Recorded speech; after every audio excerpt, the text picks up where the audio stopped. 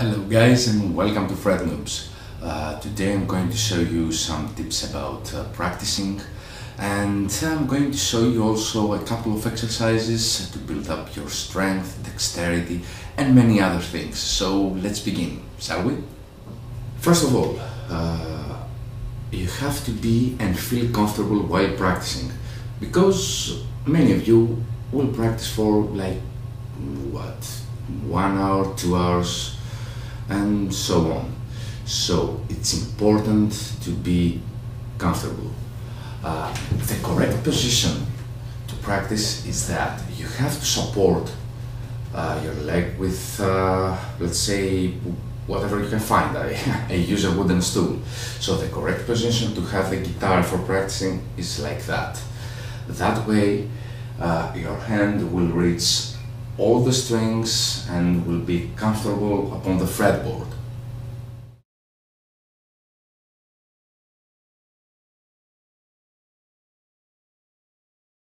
After you are sitting comfortable on your chair, the next important thing that you must be careful is the hand position. The hand position to the fret must be like that.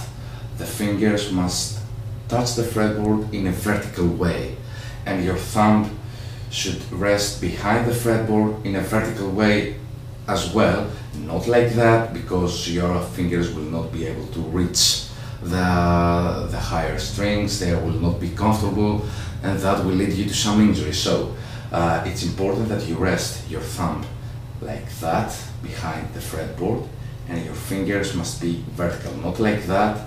You have to bend your fingers like that in order all of your notes and chords to sound as they should be.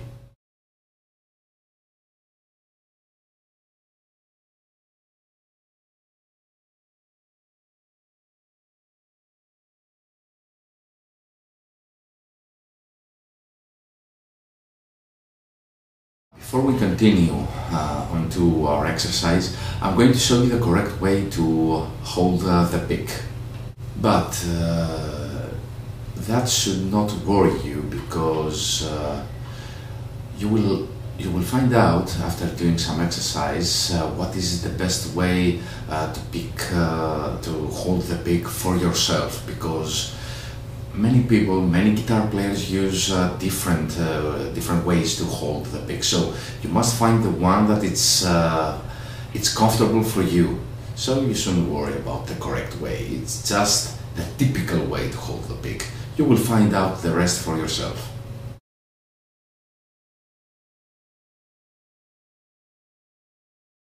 When you place your hand on the fretboard and you want to play a note or a chord, you must make sure that when you're placing the fingers on the frets, the correct way to play a note is by placing the finger near the fret.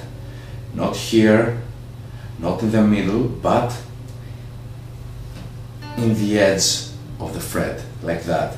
That way is the correct way to fret and play a note, and you have the maximum and best intonation you can have. So the correct way is here, not here or here.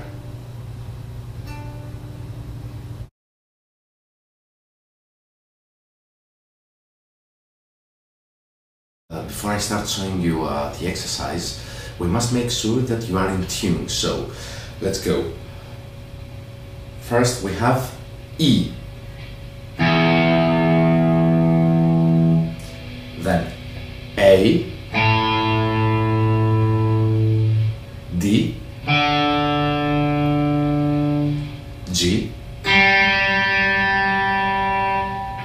B, E.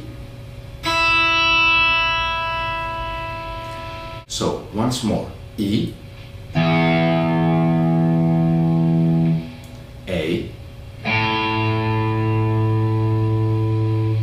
D, G,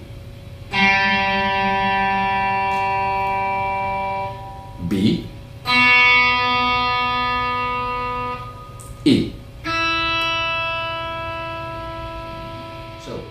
that you're in tune, let's go to our exercise. Actually, this exercise is very good for warming up before you play an actual song or some chords or do some general guitar exercises. It's also very good because it helps you build strength and dexterity on your left hand in coordination with your right hand, because it also uses alternate picking technique. So let me show you the exercise. We are going to begin from the 7th fret. I begin from the 7th fret because it's a midway position, let's say, on the fretboard, and you will feel very comfortable beginning in the 7th fret. Now, you have to be careful, as I told you earlier, that you have to place your fingers on the edge of the frets like that. Well, so when we play the exercise, it's a basic pattern of 1, 2, 3, 4. What do I mean?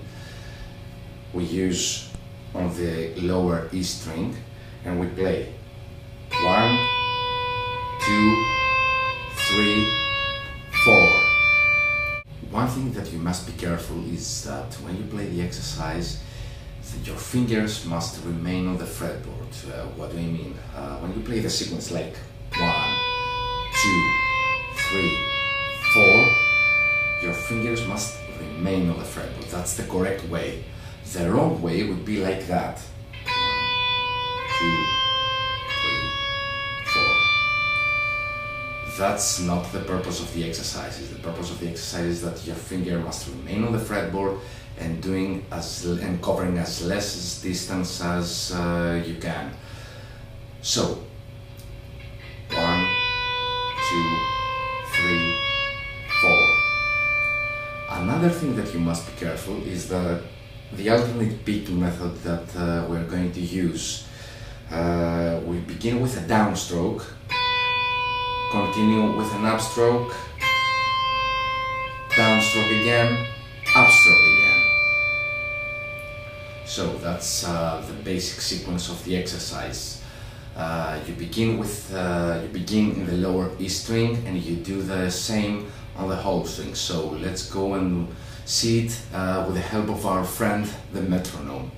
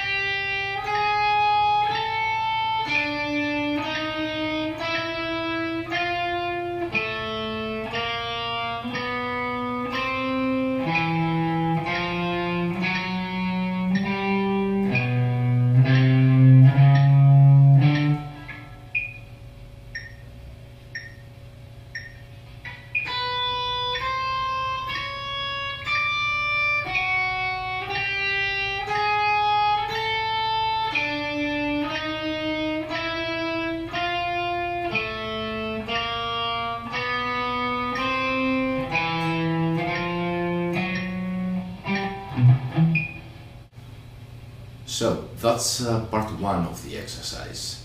As you saw, I have the metronome set it up at 60 BPMs. That way you will get comfortable with the exercise, and as you get comfortable, you may put the metronome at a higher speed. Let's say next will be 70 or 80, but only when you feel that you are doing the exercise correct and all of the notes are heard very, very clear. So let's go to part 2 of the exercise.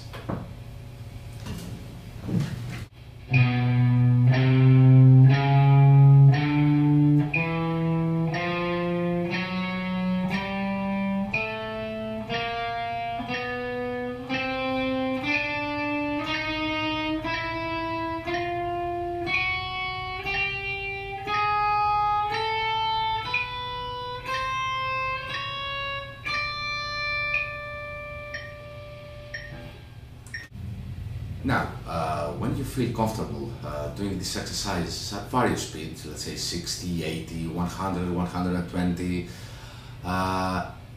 then it is time to move a little bit further. you can do variations of these exercises, so your fingers will get more independent. What do I mean? Instead of doing the classic 1, 2, 3, 4 pattern, you could do 1, 2, 4, 3, and you go all the way as the initial exercise. What do I mean?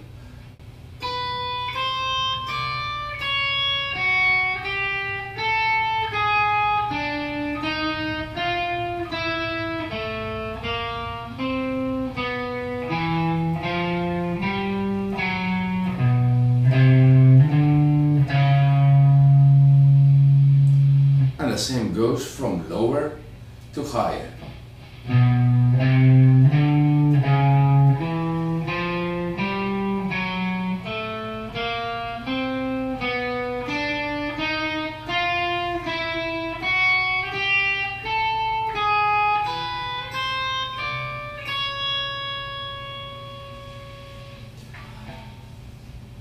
So you got a basic idea of variation of this exercise. So start doing this and your figure will get better. In the video description below, I have made some columns of all the variations of the classic 1, 2, 3, 4 exercise.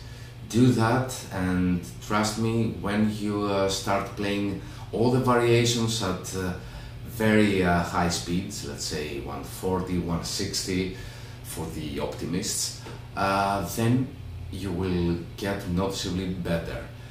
Your finger will be more independent, you will have a good right hand technique, a good alternate picking technique, and then we'll move on to other exercises. That was for today's exercise.